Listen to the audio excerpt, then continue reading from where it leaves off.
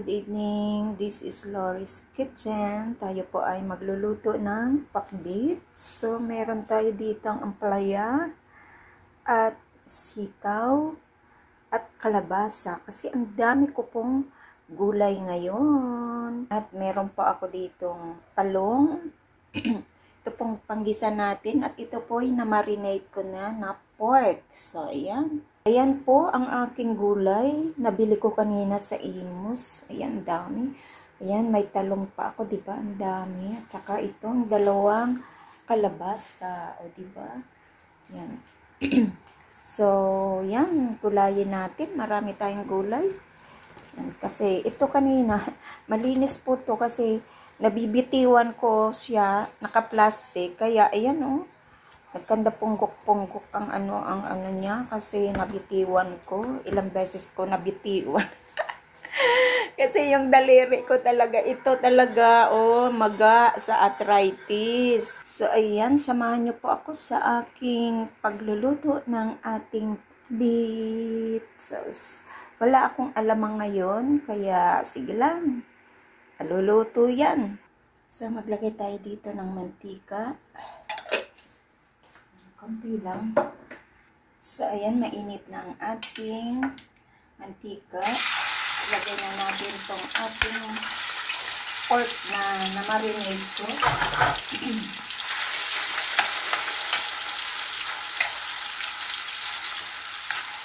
At lutuin ko lang siya. Hanggang mag-brown.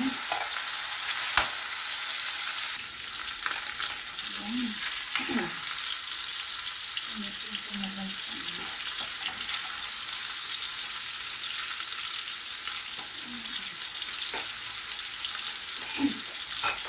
Ito na lang ating gamitin para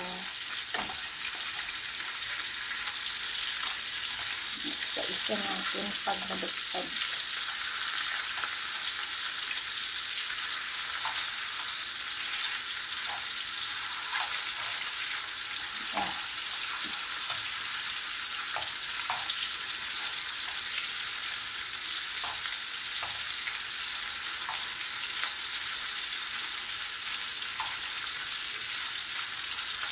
So, ayan.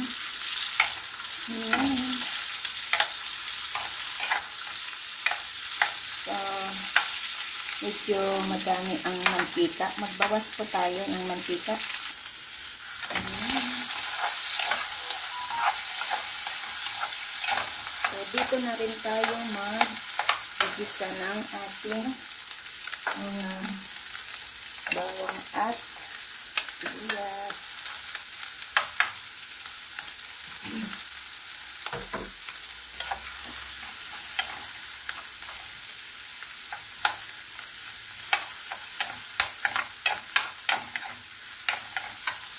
At yan, isunod natin ang ating kamatis at lagyan ko po siya ng green na sili. Optional lang po ang paglagay ng sili. Lalo kung may mga kids, so hindi pwede.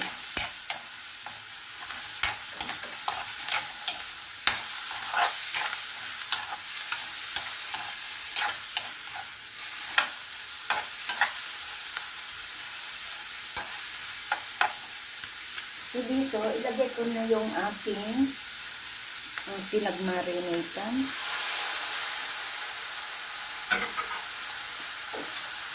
Lalagay ako ng black pepper at magic sarap. Kunti-kunti lang. Ang magic sarap ko siguro 3 beses ko gamitin or apat.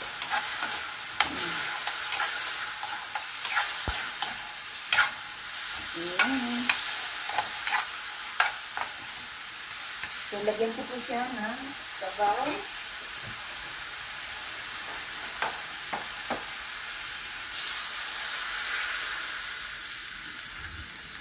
At kulain natin para maluto ang ating karne ng maayos. Ayan. So, takpan po natin ang ating mahiwagang to keep. Ayan, tingnan natin. Ano siya? So, ito na ba ang ating karne? Sabagay, naprito na natin ito, diba?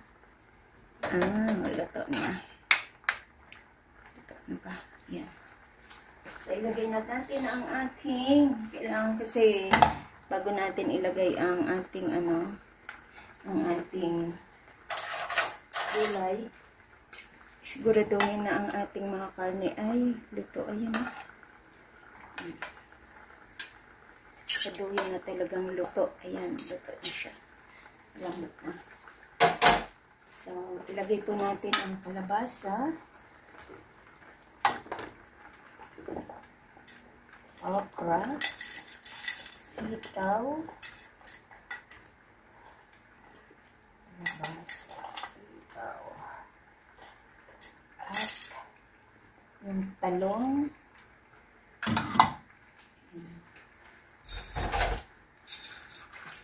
yung talong ilagay natin.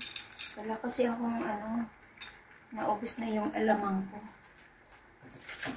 Yung alamang bagoong. So, ayan.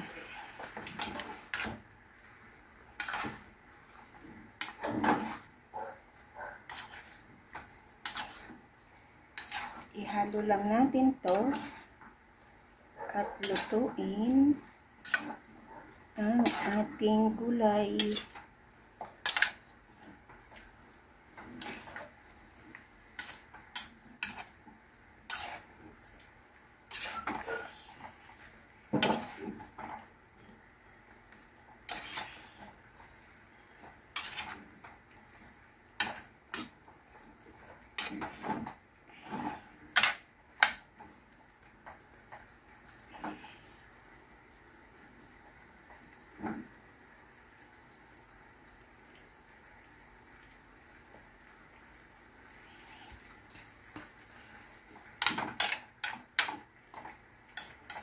Yun naman yun dito siguro. At ilagay ko na po dito ang toppings ko na lang kung ating ang palaya sa taas. Ayan.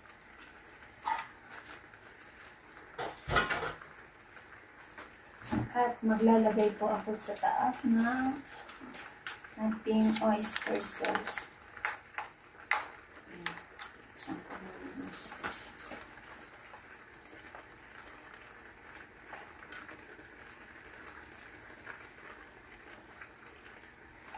Ayan.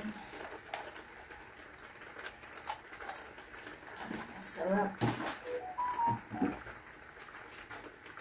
At takpan po natin ang ating gulay.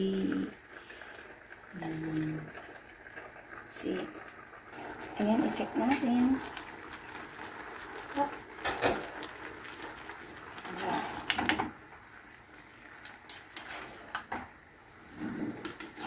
Malapit na ito.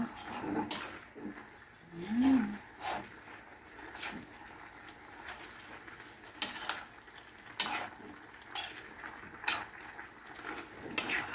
Ating pakbit.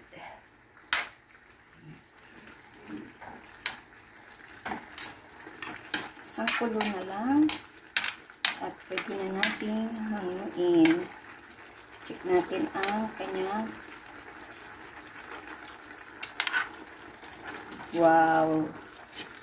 tama talaga ang kanyang ang kanyang alat, ang lasa, ang sarap na. Ayan. Ngunit nang dagdagan ang ating asin or eksakto na siya. Ayan. Isang pa at yan ay ating hahanguin.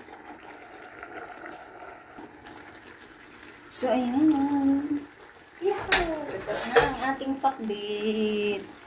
Ayan, hanguin ko na to at ilagay sa ating serving bowl kasi wala na, baka siya. Ayan, ilagay na po natin sa serving bowl.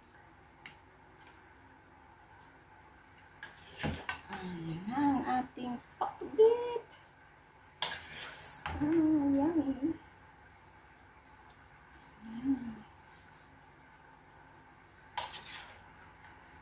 Mayroon na naman tayong gulay.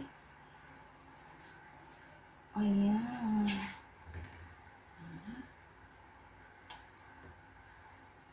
Ayan.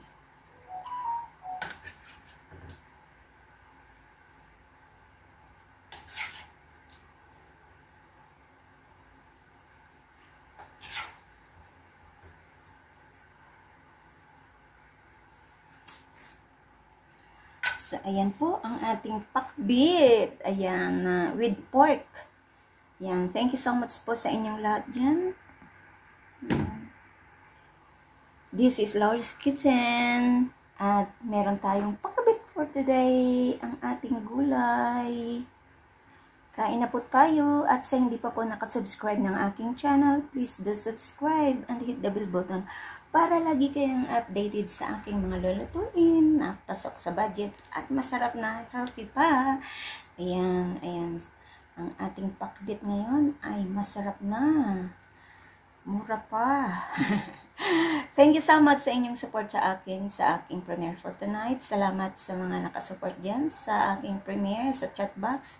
Mega love shoutout sa inyong lahat. Thank you so much. Ayan. See you on my next vlog. This is Lori's Kitchen. Bye-bye.